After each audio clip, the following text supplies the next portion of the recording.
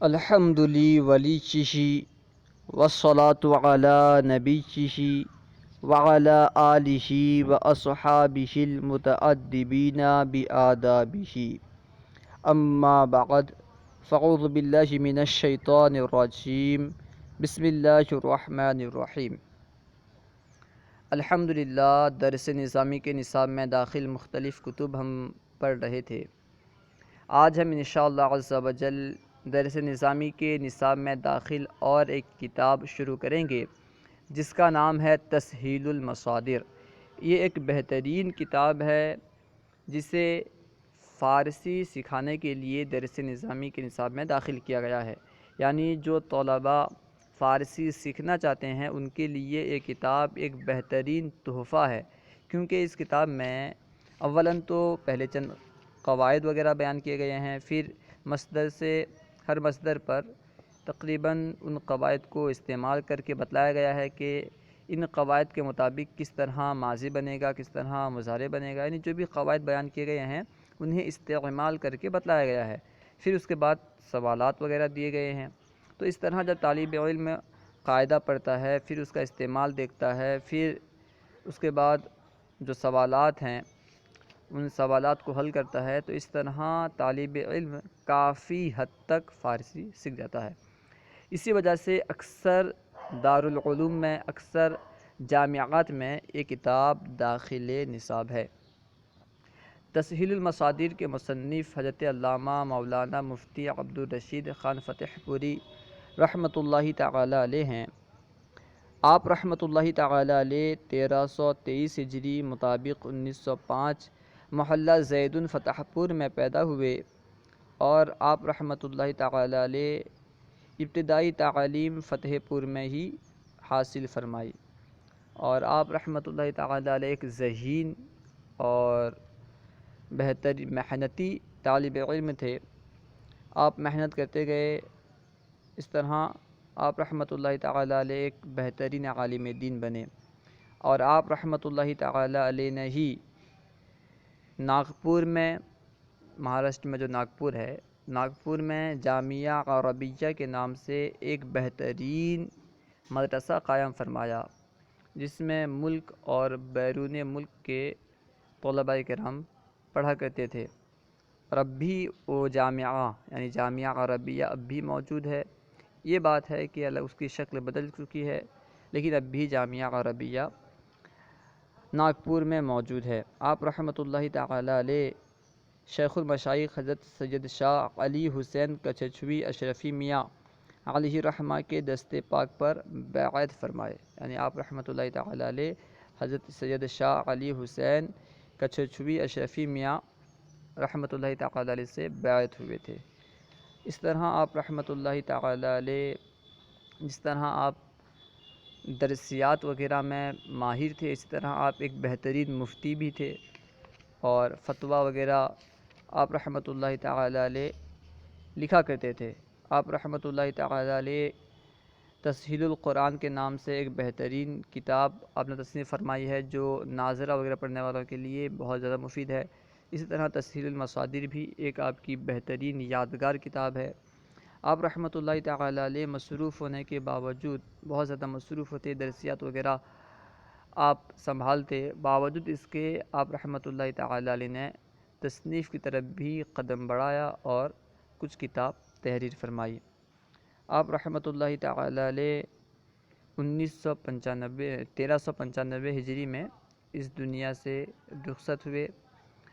تو آئیے، یہ مختصر تو مصنف رحمۃ اللہ تعالی علیہ کی حالت تھی، بس مختصراً آپ کے سامنے میں عرض کیا تاکہ جو مصنف ہیں اس کتاب کے، اس کے بارے میں ان کی پیدائش اور ان کا نام اور وفات وغیرہ اسے ہم جان لیں، کیونکہ جو کتاب ہم پڑھ رہے ہیں اگر ہمیں یہ معلوم نہ ہو کہ اس کے مصنف کون ہیں، تو بعض اوقات ایسا ہوتا ہے کہ اس کتاب کی طرف توجہ نہیں ہوتا اور کتاب کو صحیح طرح سے نہیں پڑھتے۔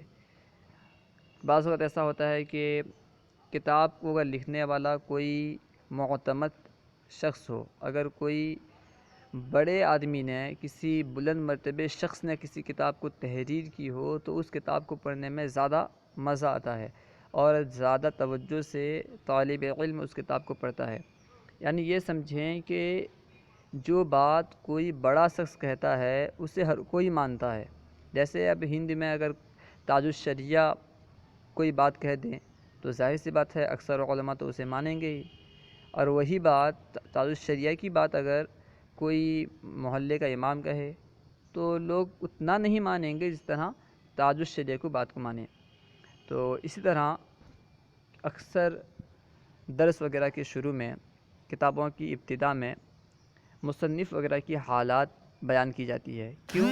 تاکہ طالب علم ان کی حالت کو جان کر کے ان کی حالت سے فائدہ اٹھائے، یعنی حالت جان کر کے اندازہ لگائے کہ یہ جب اتنے معتبر شخص ہیں، جب یہ ان کی شخصیت اتنی باکمال ہے، تو آپ رحمۃ اللہ تعالی علیہ کی تحریر یقیناً پڑھنے کے لائق ہے، پڑھنے کے قابل ہے، اور اس میں زیادہ محنت کرنی چاہیے۔ خیر، آئیے ہم آج اس سبق میں، اس کتاب میں جو چند اصطلاحات بیان کیے گئے ہیں اسے پڑھتے ہیں انشاءاللہ عز و جل۔ اس کے بعد والے سبق میں انشاءاللہ عز و جل باضابطہ انشاءاللہ سبق شروع کریں گے، یعنی درس نمبر 1 شروع کریں گے۔ آج چند اصطلاحات پڑھتے ہیں۔ بسم اللہ الرحمن الرحیم، نحمدہ ونصلی علی رسولہ الکریم۔ اصطلاحات۔ سیغہ۔ سیغہ کسے کہتے ہیں؟ اس کتاب میں سیغے کا لفظ استعمال کیا جائے گا، تو سیغہ کہتے کسے ہیں پہلے اسے بتلا رہے ہیں، تاکہ جب سیغے کا لفظ استعمال کیا جائے آپ کو ایسا معلوم نہ ہو کہ سیغہ کوئی پرندے کا نام ہے یا جانور کا نام ہے، کس کا نام ہے، کہیں آپ اس کو یعنی سیغے کا لفظ سن کر کے گھبرا نہ جائیں۔ اسی وجہ سے پہلے چند اصطلاحات بیان کر رہے ہیں، ان میں سب سے پہلی اصطلاح ہے وہ ہے سیغہ۔ سیغہ کہتے ہیں لفظ کو، سیغہ لفظ کو کہتے ہیں، لفظ کو ہی سیغہ کہا جاتا ہے۔ تو آپ سیغے کا نام سن کر کے گھبرائیں نہیں، بلکہ لفظ ہی کو سیغہ کہا جاتا ہے۔ واحد۔ واحد کسے کہتے ہیں؟ ایک کو واحد کہتے ہیں۔ جمعہ۔ جمعہ ایک سے زائد کو جمعہ کہتے ہیں۔ جہاں بھی جمعہ کہا جائے گا اس سے مراد ایک سے زائد ہوگا، تو جمعہ سے مراد ایک سے زائد ہے۔ غائب۔ جو سامنے موجود نہ ہو وہ غائب ہے۔ غائب سے مراد کیا ہے؟ جو سامنے موجود نہ ہو۔ حاضر۔ حاضر سے مراد جو سامنے حاضر ہو، جو سامنے موجود ہو، وہ مراد ہے حاضر سے۔ حاضر یعنی جو سامنے موجود ہو۔ متکلم، بات کرنے والا، بات کرنے والے کو متکلم کہتے ہیں۔ زمانہ۔ زمانہ وقت کو کہتے ہیں، وقت کے لیے زمانہ کہا جاتا ہے۔ اردو میں بھی زمانہ استعمال ہوتا ہے، تو اردو کو جاننے والے کے لیے یہ کوئی نئی بات نہیں ہے۔ زمانہ یعنی وقت۔ زمانے کی 3 قسمیں ہیں۔ 3 قسمیں کیا ہیں نیچے بیان کر رہے ہیں۔ نمبر 1 ماضی، نمبر 2 حال، نمبر 3 مستقبل۔ زمانے کی 3 قسمیں ہیں، ماضی، حال، مستقبل۔ اب ماضی کسے کہتے ہیں، حال کسے کہتے ہیں، مستقبل کسے کہتے ہیں، ہر ایک کی تعریف بیان کر رہے ہیں مختصراً۔ ماضی، گزرا ہوا زمانہ، گزرے ہوئے زمانے کو ماضی کہتے ہیں، یعنی جو زمانہ گزر چکا ہے اسے ماضی کہیں گے۔ حال، موجودہ زمانہ، اسے حال کہتے ہیں، یعنی جو زمانہ بھی موجود ہے اسے حال کہیں گے، موجودہ زمانے کو حال کہتے ہیں۔ مستقبل، آنے والا زمانہ، جو زمانہ بھی نہیں آیا ہے آنے والا ہے، جیسے کل ہے، آنے والا کل، تو اسے کہیں گے آنے والا زمانہ یعنی مستقبل۔ آنے والے زمانے کو مستقبل کہیں گے۔ مستقبل سے مراد آنے والا زمانہ، جہاں بھی مستقبل بولا جائے گا اس سے مراد آنے والا زمانہ ہوگا۔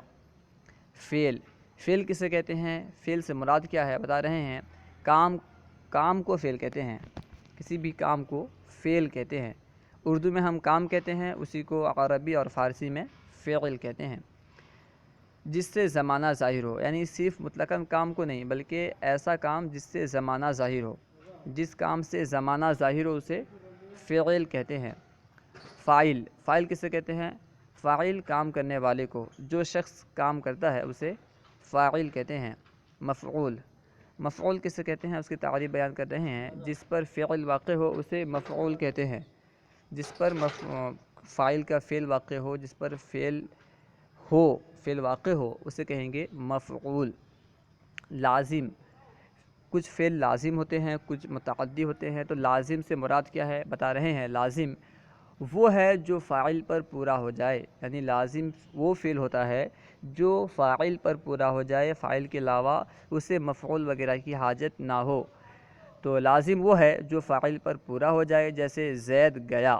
دیکھیں زید گیا، یہاں پہ زید فاعل ہے، گیا فعل ہے، تو گیا جو فعل، یہ فعل زید پر ہی پورا ہو گیا، کسی اور کی حاجت نہیں ہے۔ تو گیا یہ فعل لازم ہے کیونکہ یہ زید پر مکمل ہو گیا، پورا ہو گیا۔ متعدی وہ ہے جو فاعل اور مفعول دونوں سے مل کر پورا ہو، یعنی متعدی صرف فاعل سے پورا نہیں ہوگا بلکہ مفعول کا بھی تقاضا کرے گا، مفعول بھی ضروری ہوگا، تو اسے کہیں گے متعدی۔ متعدی وہ ہے جو فاعل اور مفعول دونوں سے مل کر پورا ہو، جیسے زید نے بکر کو مارا۔ دیکھیں یہاں پہ زید نے بکر کو مارا، یہ مارنا ایک ایسا فعل ہے جس کے لیے مفعول بھی ضروری ہے، یعنی کسی نے مارا ہوگا، کسی کو مارا ہوگا، تو مارنے والا فاعل ہوگا، جس کو مارا گیا ہوگا وہ مفعول ہوگا۔ معروف وہ ہے جس کا کرنے والا معلوم ہو، جس فعل کا کرنے والا معلوم ہو کہ یہ کام کو کس نے کیا ہے، جس کا فاعل معلوم ہو، اسے کہیں گے معروف۔ جیسے زید نے پالا، تو دیکھیں پالنے کا فعل کون کر رہا ہے؟ زید، تو ہم کہیں گے جو یہ یہاں پہ جو پالنے کا فعل ہے یہ معروف ہے، کیونکہ اس کا فاعل، اس کا کرنے والا معلوم ہے۔ تو معروف کی تعریف کیا ہوئی؟ معروف وہ ہے جس کا کرنے والا معلوم ہو، جیسے زید نے پالا۔ مجہول وہ ہے جس کا کرنے والا معلوم نہ ہو، جس فعل کا کرنے والا معلوم نہ ہو اسے مجہول کہیں گے، جیسے زید پالا گیا۔ اب یہ تو معلوم ہو گیا کہ زید پالا گیا، لیکن کس نے پالا یہ معلوم نہیں ہے، تو اس وجہ سے یہاں پہ جو پالا گیا فعل ہے یہ مجہول ہے، کیونکہ اس کا کرنے والا معلوم نہیں ہے۔ تو مجہول کی تعریف کیا ہوئی؟ مجہول وہ ہے جس کا کرنے والا معلوم نہ ہو۔